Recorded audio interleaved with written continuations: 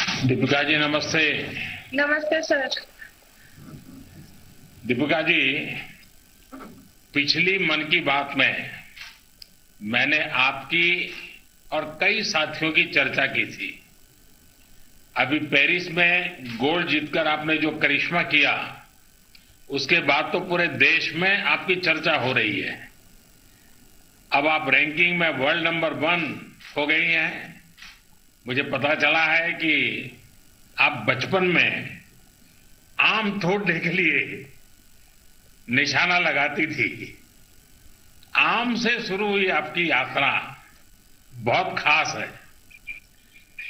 अपनी इस यात्रा के बारे में देश बहुत कुछ जानना चाहता है। अगर आप कुछ बताएं तो अच्छा होगा। सर, मेरी यात्रा बहुत अच्छी रही सर, स्टार्टिंग से ही। आम मुझे बहुत पसंद था, इसलिए स्टोरी पर ही। बट मैंने बैम्बू ब्रो से स्टार्ट किया था और फिर धीरे धीरे मैं मॉडर्न बो पे आई थी सर। बहुत अच्छी रही। स्टार्टिंग में थोड़ा सा स्ट्रगल हुआ था बिकॉज फैसिलिटीज वहाँ अच्छी नहीं थी।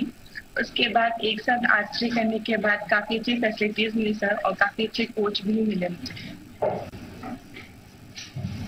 दीपिका जी, जब आप सफलता के इतने शिखर पर पहुंच जाते हैं तो लोगों की आपसे अपेक्षाएं भी बढ़ जाती हैं। अब सामने ओलंपिक जैसा सबसे बड़ा इवेंट है, तो अपेक्षाओं और फोकस के बीच आप संतुलन कैसे बना रही हैं? सर, उम्मीदें तो है, लेकिन सबसे ज्यादा उम्मीदें खुद से होती है। और हम यहीं पे फोकस कर रहे हैं कि जितना भी ध्यान है अपने प्रैक्टिस पे हो और कैसे मुझे परफॉर्म करना है, इस चीज पे मैं सर ज्यादा फोकस कर रही हूँ। चलिए, आपको बहुत बहुत बधाई कि आपने विषमताओं में हार नहीं मानी। आपने चुनौतियों को ही ताकत बना लिया है। और मैं देख रहा हूं कि स्क्रीन पर मुझे आपके परिवारजन भी दिखाई दे रहे हैं। मैं उनको भी नमस्कार करता हूं। देश को पूरा भरोसा है कि आप ओलंपिक में भी ऐसे ही देश का गौरव बढ़ाएगी। आपको मेरी ढेर सारी शुभकामनाएं। Thank you sir. आइए हम अब प्रवीण कुमार जाधव जी से बात करते हैं। प्रवीण जी नमस्ते। नमस्ते सर। बड़ा है सर। राइट। प्रवीण जी, मुझे बताया गया कि आपकी ट्रेनिंग पहले एथलीट बनने के लिए हुई थी। आज आप ओलंपिक में तीरंदाजी के लिए देश को रिप्रेजेंट करने जा रहे हैं। ये बदलाव कैसे हुआ? सर, पहले मैं एथलेटिक्स करता था, तो मेरा सिलेक्शन गवर्नमेंट के एकेडमी में एथलेटिक्स के लिए हुआ। तो वहाँ के कोच थे, तो मेरा बॉडी थोड़ा कमजोर था उस टाइम। तो वो बोले कि आप दूसरे गेम में अच्छा कर सकते हो। तो उसके बाद मुझे आर्चरी गेम दिया गया। तो उसके बाद मैंने अमरावती में आर्चरी गेम कंटिन्यू किया। अच्छा, और इस बदलाव के बावजूद भी आप अपने खेल में कॉन्फिडेंस और परफेक्शन कैसे लाए? सर, मेरा एक्चुअली घर से इतना अच्छा नहीं है। थोड़ा फाइनेंशियल कंडीशन ठीक नहीं है। तो मेरे सामने आपके माताजी पिताजी दिख रहे हैं मुझे। मैं उनको भी नमस्कार करता हूं। हाँ, आप बताइए। मुझे पता था घर जाके मुझे भी मजदूरी करनी पड़ेगी। इससे अच्छा तो यहाँ मेहनत करके आगे कुछ अच्छा करना है, इसलिए मैंने इसमें कंटिन्यू किया। देखिए, आपके बचपन के कठिन संघर्ष के बारे में काफी जानकारी ली है। और आपके माता पिता ने भी, जिस प्रकार से पिताजी दिहाड़ी मजदूरी से लेकर आज देश का प्रतिनिधित्व करने तक की यात्रा बहुत प्रेरणादायी है। और ऐसे कठिन जीवन आपने बिताया है, लेकिन लक्ष्य को कभी अपने आंखों के सामने से हटने नहीं दिया। आपके जीवन के शुरुआती अनुभवों ने चैंपियन बनने में आपकी क्या मदद की? सर, जहाँ मुझे खुद कम लगता था कि यहाँ थोड़ा ज्यादा मुश्किल है, वहां मैं यही सोचता था कि अभी तक जितना भी किया, अगर यहाँ हार मान जाऊंगा तो सब कुछ खत्म हो जाएगा। इससे अच्छा कि ज्यादा और कोशिश करके इसको सफल करना है। प्रवीण जी, आप तो एक चैंपियन है ही, लेकिन आपके माता पिता भी मेरी दृष्टि से चैंपियन है।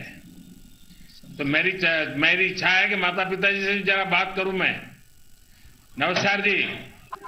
नमस्कार। आपने पुत्री करते हुए अपने बेटे को आगे बढ़ाया और आज आपका बेटा ओलंपिक में देश के लिए खेलने जा रहा है।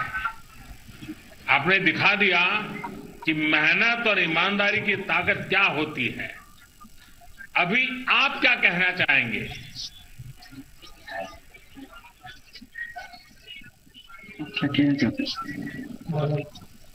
प्रवीणला अजून पुढे जावं, खेळून प्रवीणच्या पाठीमागे 4 मुली आहेत ते सुद्धा त्यांनी जाऊन पुढे प्रवीण सारखं ऑलिम्पिक घेऊन यावं. वाह प्रकृति बरी आहेत ना? हा, बरे बरी है। देखिए, आपने साबित कर दिया है कि अगर कुछ करने की चाह हो तो परेशानियां किसी को रोक नहीं सकती। आपकी सफलता से ये भी स्पष्ट हो गया कि ग्रास रूट स्तर पर अगर सही चयन हो तो हमारे देश की प्रतिभा क्या नहीं कर सकती। प्रवीण, आपको बहुत बहुत शुभकामनाएं हैं मेरी, और फिर से एक बार आपके माता पिताजी को भी प्रणाम है। और जापान में जमकर खेलिएगा।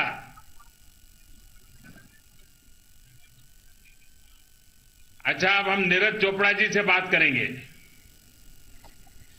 नमस्ते सर। नीरज जी, आप तो भारतीय सेना में हैं और सेना के ऐसे कोने से अनुभव है, जो अनुभव, वो कौन सी ट्रेनिंग है जिसने आपको खेल में इस मुकाम तक पहुंचने में मदद की? सर देखो, मेरा शुरू से ही एक था कि मुझे भारतीय सेना बहुत पसंद थी और मैं 5-6 साल खेला। उसके बाद मुझे भारतीय सेना ने ज्वाइन करने के लिए बोला, तो मुझे काफी खुशी हुई। फिर मैंने भारतीय सेना को ज्वाइन किया और उसके बाद से मैं अपना गेम में फोकस कर रहा हूं और भारतीय सेना मुझे जितनी फैसिलिटी और जो मुझे चाहिए और जो भारत सरकार सब कुछ मुझे प्रोवाइड कर रहे हैं और मैं अपना पूरा मन लगा के मेहनत कर रहा हूं। नीरज जी, मैं आपके साथ साथ आपके पूरे परिवार को भी देख रहा हूं, आपके परिवार को भी मैं प्रणाम करता हूं। नीरज जी, मुझे ये भी बताया गया है कि आपको इंजरी हो गई थी, लेकिन फिर भी आप इस साल अपने राष्ट्रीय रिकॉर्ड बना दिया है। आपने अपना मनोबल, अपनी प्रैक्टिस को, ये सब कैसे संभाले रखा? मैं मानता हूं सर कि जो इंजरी है वो एक स्पोर्ट्स का पार्ट है। तो जो मैंने 2019 में काफी मेहनत की थी, उस साल वर्ल्ड चैंपियन। आपको स्पोर्ट्स की इंजरी में भी स्पोर्ट्स पर स्पिरिट दिखता है सर, क्योंकि हमारा यही सफर है। कुछ साल का हमारा करियर होता है और हमको अपने आप को मोटिवेट करना होता है।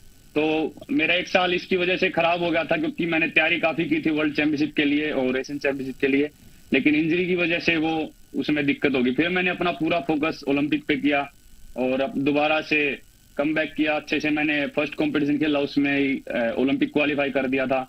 उसके बाद फिर कोरोना की वजह से ओलंपिक पोस्टपोन हो गया, तो फिर अपनी तैयारी कंटिन्यू रखी सर। और फिर उसके बाद जो दोबारा से कंपटीशन खेल ले और फिर अपनी बेस्ट करके नेशनल रिकॉर्ड किया। और अभी भी सर पूरी मेहनत कर रहे हैं, कोशिश करेंगे कि जितना अच्छा हो सके उतना बढ़िया करके आए ओलंपिक में। नीरज जी, बहुत अच्छा लगा आपसे बात करके। मैं एक महत्वपूर्ण बात आपसे कहना चाहता हूं।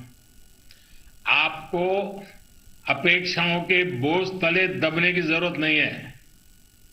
आप अपना 100% दीजिए, बस यही मिजाज, बिना किसी दबाव के पूरा प्रयास कीजिए। मेरी आपको बहुत शुभकामनाएं हैं और आपके माता पिता को भी प्रणाम है। आइए द्युति चंद से बात करते हैं। द्युति जी नमस्ते। प्राइम मिनिस्टर नमस्ते। द्युति जी, आपके तो नाम का ही अर्थ है चमक। द्युति का मतलब ही होता है आभार, और आप खेल के जरिए अपनी चमक बिखेर भी रही है। अब आप ओलंपिक में छा जाने के लिए तैयार हैं। इतनी बड़ी प्रतियोगिता तो आप कैसे देखती हैं? पहले तो आपको ये बता देती हूँ, मैं एक मीवर्स फैमिली से बिलोंग करती हूँ। मेरी फैमिली में 6 सिस्टर 1 ब्रदर, मम्मी डैडी को मिले 9 मेंबर। जब मेरे घर में लड़की से लड़की पैदा होती जाती थी, गाँव वाले ने मेरी मम्मी को हमेशा क्रिटिसाइज करते थे कि इतना लड़की क्यों पैदा कर रहे हैं।